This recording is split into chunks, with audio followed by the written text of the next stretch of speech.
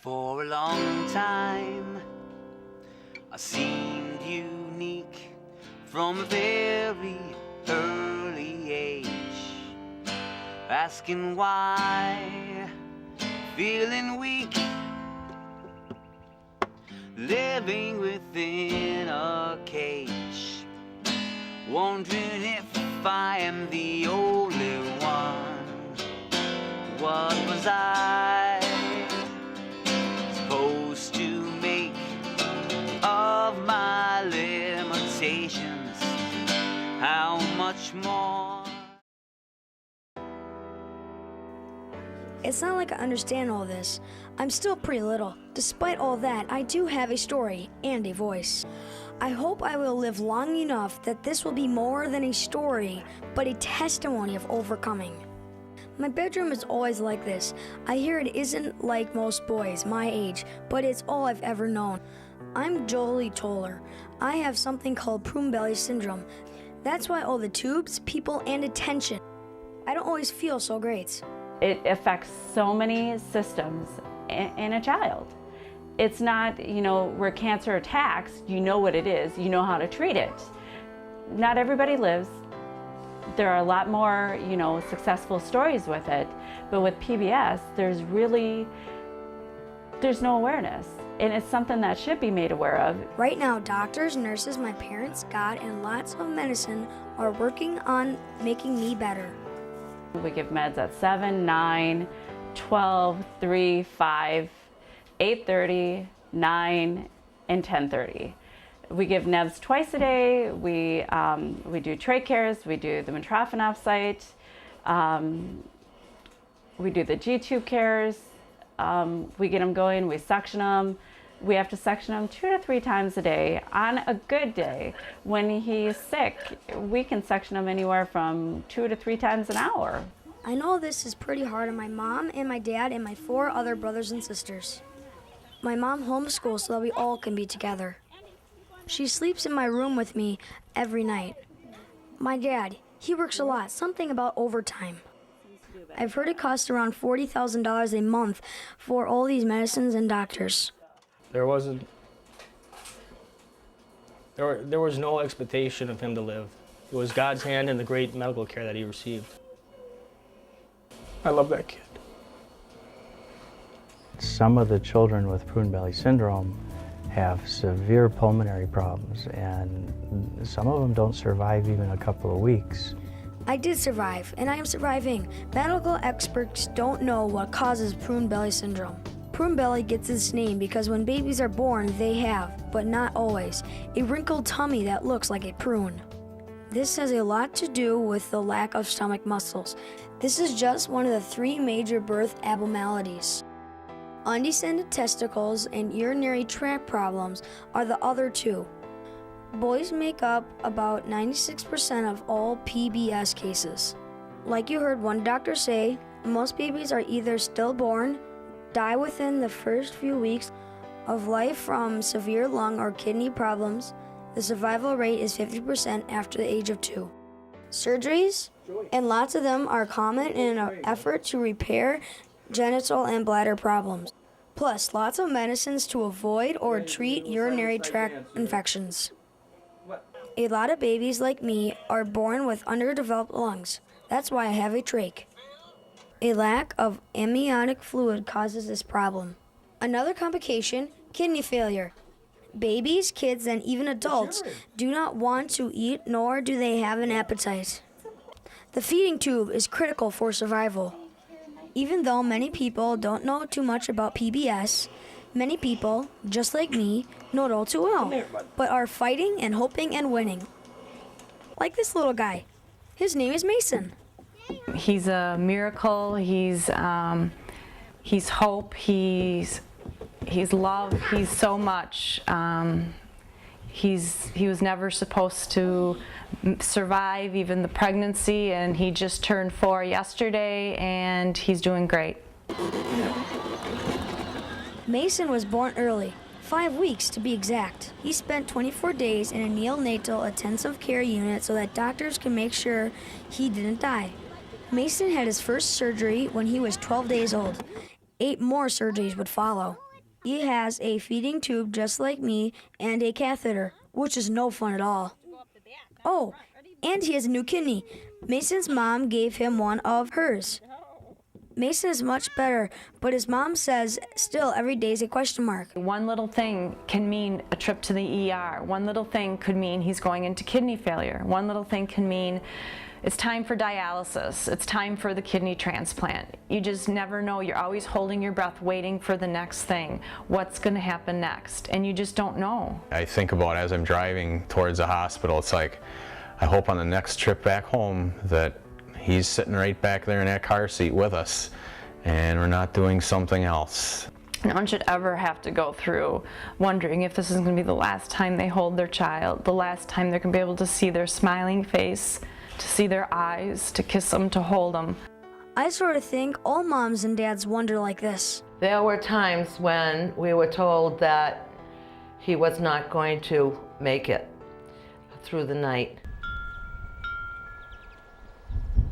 But Kurt Walker kept making it, night after night after night, for 40 years.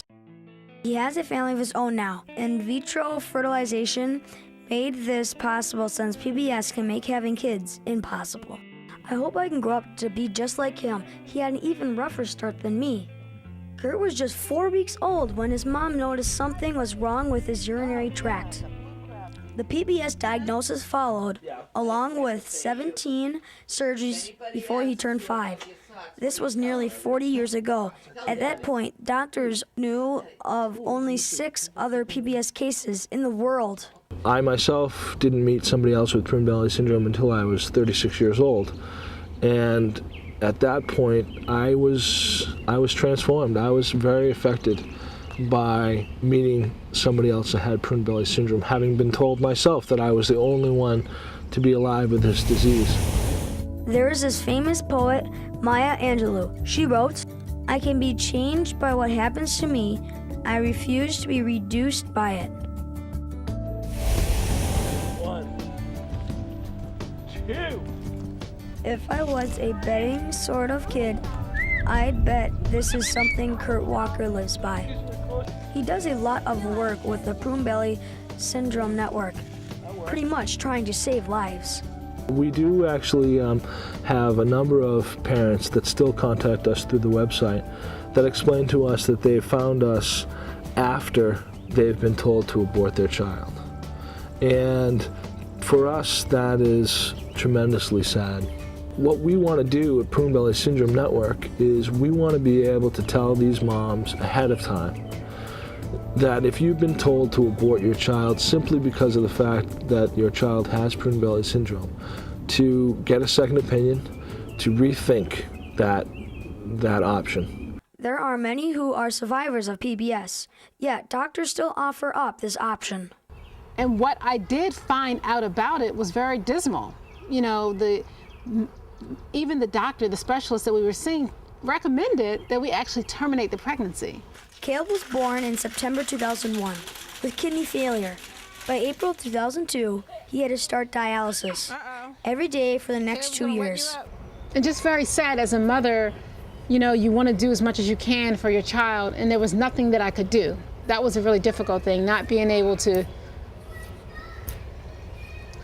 do anything to help him. But an opportunity arrived one day, and Caleb's mom gave him one of her kidneys. Your work? Did you do a good job on your work?